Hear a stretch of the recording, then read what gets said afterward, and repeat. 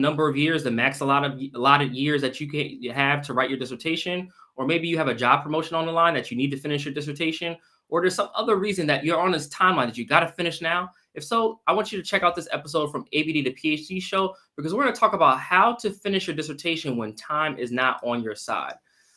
And my name is Dr. Ramon Goings, founder of Done Dissertation and host of From ABD to PhD show. And our goal at Done Dissertation is to help doctoral students write and defend a dissertation in 1 year or less.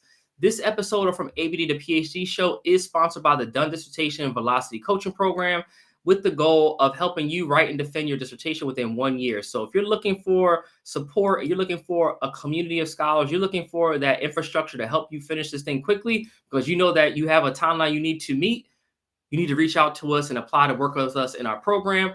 You can visit our website at www.velocitydissertation.com, or you can scan the QR code here on your screen to apply and schedule a consultation call with us to learn more about our program and services. And as always, I want to say thank you also to our other partner, HBCU Smart TV. They stream a lot of our content on their platform. So if you have a Roku device, you can check out HBCU Smart TV on your Roku device, or go to www.hbcusmarttv.com. And so today's episode, I really want to get into this content because I'm just so excited to talk about this, because we get a number of clients who come to us with these time crunches that they have to finish. You know, sometimes some students have timed out. We just know what it's like. And having your back against the wall can be a lot of pressure for some of you all, right? And we just seen this play out so many times during the process. And we just know that there are key elements that exist and have to be satisfied in order to finish the process, so that you can get your document approved, get through the graduate school, whatever you have to do, and get to the goal that you set out to do when you finish this. And so we know it's a stressful time when you have your back against the wall like this. So I want to give you some easy, actionable strategies and things to think about so that you can finish your dissertation in record time. So first things first, you have to have a plan and actually know what your timeline is. Because sometimes you might say, oh, I got to be finished by, the end of 2024, let's say, for instance, that's your goal. But is that really when you have to be finished? Because if you thought about a timeline, you might recognize, oh, if I want to graduate in December, my dissertation needs to be done probably in October, because the latest I can defend is November. So now you start to figure out, and if you figure out what your timeline looks like, now you can start to put a plan in place. But for a lot of us, we just have goals and plans that I'm just going to write a chapter, or I'm going to do this, or I'm going to do that. But you haven't broken it down into manageable pieces quite yet.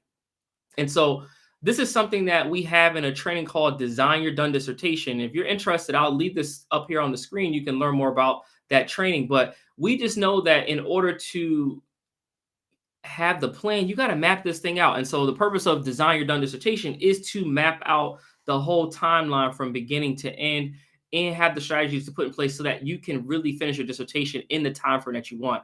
Because if you don't have the timeline right, and you haven't thought through, how you're going to do it, it's going to be really hard to achieve your goal, especially when your back is up against the wall. Like, we get some folks who are like, look, I got to finish by the end of this semester. They come to us and say, I'm just thinking about Dr. Lane. If you want to go back to our YouTube channel, you can see an episode we interviewed Dr. Tammy Lane.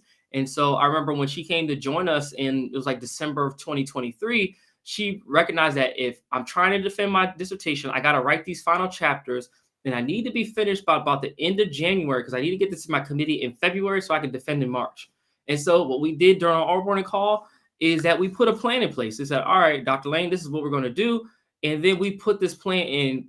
All right, here's how we're going to write each chapter. Here's when you need to submit it to us for the Velocity Program review. Here's what you need to do next when you get it to your chair. All these things. And so what she did, she came in, got to work, and literally that's what she did. She finished the rest of her dissertation in January. So she had to write her final 2 chapters. She had already collected her data. She had to write the last 2 chapters, submit it to us. We gave our review. Then she was able to turn our edits around and then get it to her chair in February.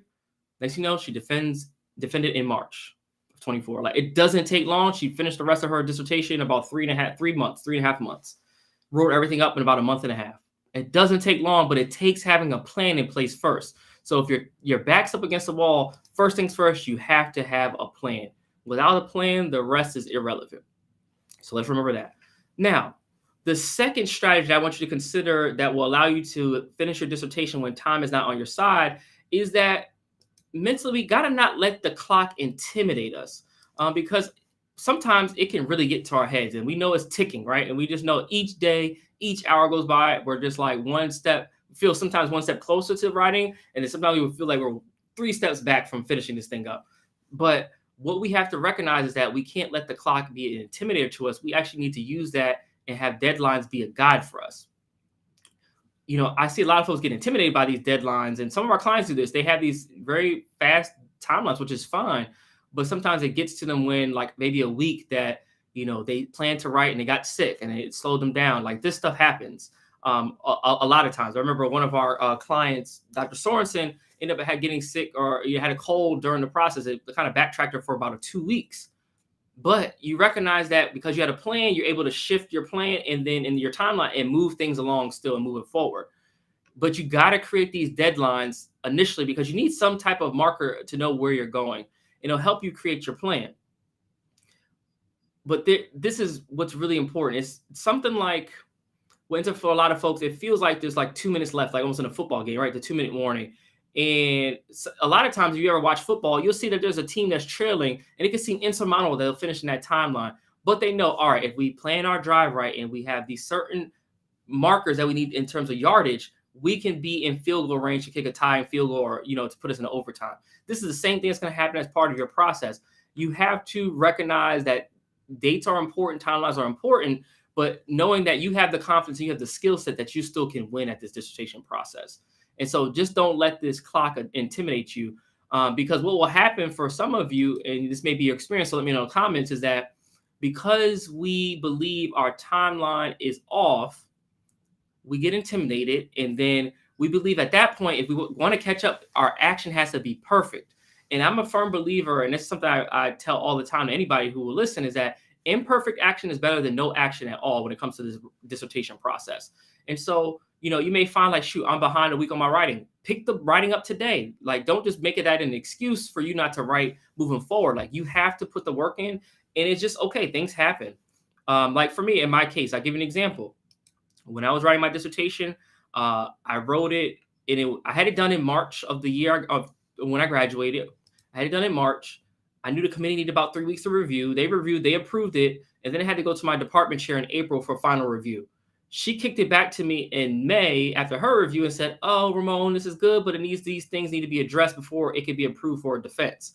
So at that point, I'm trying to turn it around, but I couldn't turn it around before faculty left. It just wasn't enough time. So I had to shift my time. I thought I was going to graduate in May of 2015, but what I ended up doing, having to graduate in December because I needed to wait to defend, and I defended in October of that year. And so I could have let that timeline intimidate me, or actually put the work in. So I actually finished it by the timeline and turned it around. Faculty left, and it just nothing I could do about that part of the process. And so what I did is I shifted my timeline. I said, all right, what can I do to make better use of my time while I wait? And so literally what I would do is I wrote my first couple of publications. So the stuff that y'all see that came out like 2016 was the things that I was writing for my dissertation in 2015 while I was waiting to defend my dissertation. So you just figure out and you adapt your timeline and you work with and roll with the punches. But you got to not let the clock intimidate you. You just got to keep moving the process forward, because the more you show up to write, the more you show up to do the things for your dissertation, the faster it will get done. And so I hope this is resonating with you so far. If there's question that you have, drop it in the comments. And if there's something that more you want to hear about or things that's resonating with you, let me know as well. And if you are a doctoral student that's looking for more support and you want to get that feedback, you want to get that guidance, you want to be in that community, you want to be in a space where you're affirmed as a researcher and that know that you can do things, make sure you come to work with us in our Velocity Coaching Program. If you're interested in learning more, you can go to www.velocitydissertation.com, or you can scan the QR code here on your screen. And if you happen to be watching this on YouTube, please hit the like and subscribe button. We're trying to build up our following. I have a goal of reaching 1,000 subscribers this year in 2024. And so you all will help me reach my goal. So if you can hit like and subscribe and send it to 3 of your friends, that they can also hit like and subscribe, it will really help us reach our goal to get this content in front of more people, particularly on YouTube or wherever else you are watching us from. And so with that, I want to go into the last strategy that will allow you to finish your dissertation when time is not on your side. One thing you have to recognize is that you're going to have to streamline some things in your work as you're going through the process. You're going to have to cut out a lot of things that are unnecessary to finishing. many of us are writing about, dissertation topics that are near and dear to us. And we want to do everything about our topic, right? But sometimes even just making our dissertation smaller in scope makes the process a lot easier. We, streamlining, we don't have as many research questions. We can focus our attention. Simple gets the process done. If we're trying to make it complex work because we want it to be our life's work, or showing everything that we know, like, this process will be very frustrating. And so, especially when your time is not on your side, you have all this time to engage in this. Look at your project. It may be part of the process for you, might be making it, streamlining the scope of your dissertation. For some, for other folks, what you may need to do is eliminate a lot of things personally that are impacting the time that you are being able to dedicate to your dissertation. Just to give an example, we had a client who joined our program, and they recognized, like, look, I got to get rid of some things to focus on my dissertation. And so they were leading the choir at their church.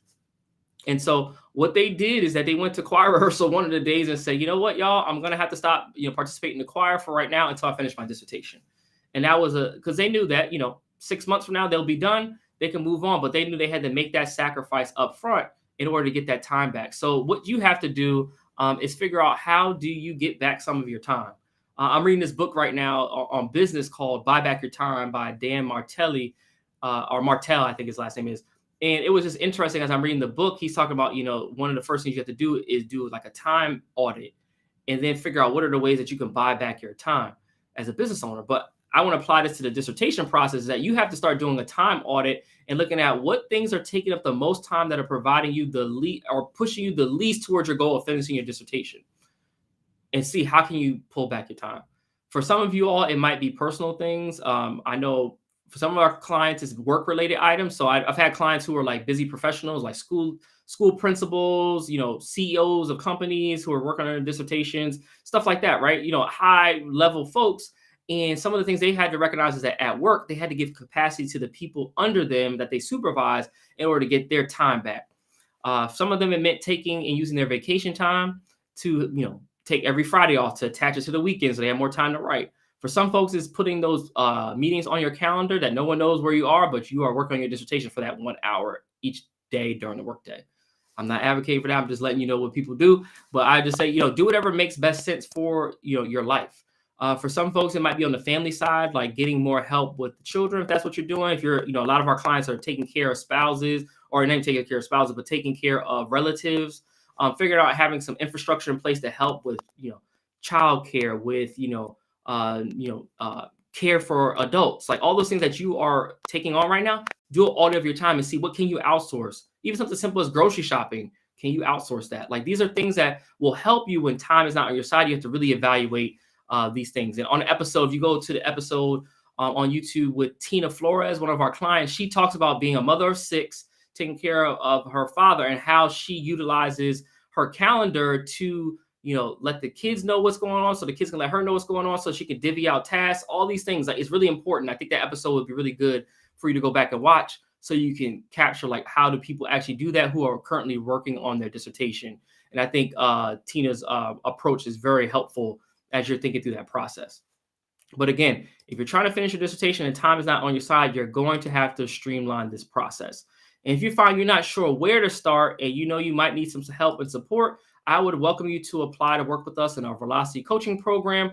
It's a space where you have the support, the infrastructure, and just the process that's given to you so that you can focus on your writing. So if you're someone that knows you can benefit, you're ready to invest in yourself, you're ready to invest the time and the resources in order to get your dissertation done, I would welcome you to apply to work with us. And you can learn more about our program at www.velocitydissertation.com, or you can scan the QR code here on your screen. With that said, I want to say thank you so much for watching today's episode. If there's anything that resonated with you, let us know in the comments. I would love to hear more about what you're thinking about. I'll loop back around and chat with you more about any comments or things that you have suggested. And please, y'all, continue to focus on getting your dissertations done. We need more people that are doing impactful work in our communities. And don't let you not having a system or a way or a strategy to get through this process be the thing that holds you back from finishing. So if you need that support, please reach out to us at www.velocitydissertation.com. We're trying to help you get an ROI on your money and your time of investment working with us, because you spinning around staying in your doctoral program for years on end is holding you up in terms of the mental space that the dissertation is taking up in your head and the income opportunities that you have at work and in your career. So we want you to get this done, and we would be glad to support you. So if you want to learn more, you can go to our website, www.velocitydissertation.com. And until next time, we'll say thank you so much. And then also thank you to our partner, HBCU Smart TV, for streaming today's episode. If you want to learn more about HBCU Smart TV, you can download their app on your Roku device, or you can go to www.hbcusmarttv.com.